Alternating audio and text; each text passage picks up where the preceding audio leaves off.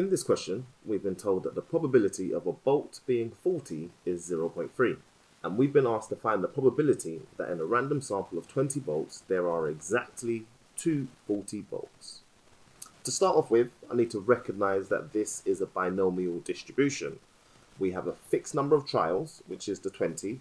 We have a fixed probability of success, which is 0.3, and we have 2 possible outcomes, the bolt being faulty. And we have 2 possible outcomes, either the bolt is faulty or the bolt is not faulty. And for the purposes of this, we are assuming that these events are independent from each other. So I'm going to go ahead and define this binomial distribution. So the discrete random variable x, the number of faulty bolts we get when selecting 20 volt, follows a binomial distribution where n equals 20 and p equals 0.3. So to find the probability of exactly 2 faulty bolts, we want x to equal 2.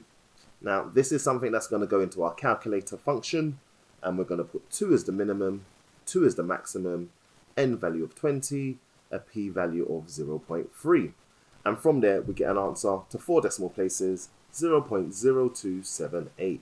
So quite a small probability that we get exactly 2 faulty bolts. Part B of the question asks us to find the probability that from that sample, there are more than 3 faulty bolts. I'm going to start by writing that as an inequality. So the probability that x is greater than 3. Immediately I'm going to want to rewrite this to be greater than or equal to 4.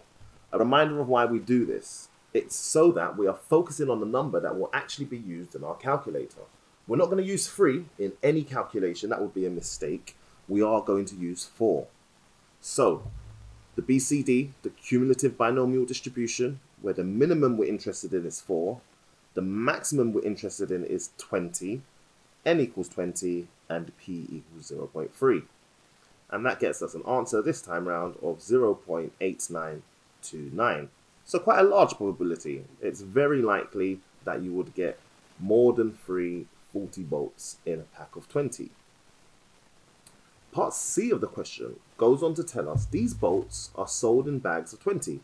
And John is going to buy 10 of those bags.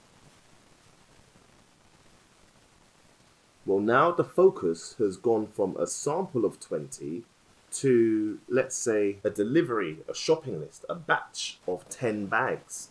Now our focus, instead of counting the number of bolts, we are now counting the number of bags. This is going to need a new distribution.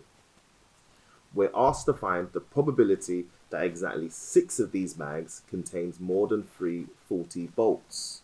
Okay, the success for this new distribution is containing more than 3 faulty bolts. And we know that probability. We found it earlier.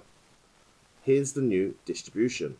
I'm going to call it y, just to avoid any confusion with the x. The amount of attempts or the amount of trials is 10, and the probability of success, the probability of a bag containing more than 3 faulty bolts, is 0.8929. This is our new distribution. And the question wants us to find the probability of exactly 6 successes in this distribution.